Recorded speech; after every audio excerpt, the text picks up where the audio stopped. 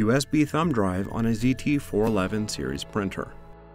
Open the USB front port. Insert the USB drive. Mirroring complete. Press X to close. Select Menu.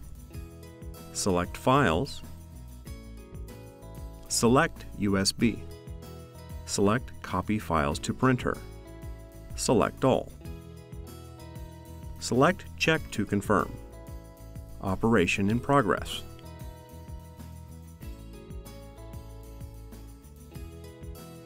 All files stored. Check to confirm. Confirm file transfer by printing. Print asset lists. Print formats. The files are saved to the printer. Select Home. Remove the USB drive. Close the USB front port.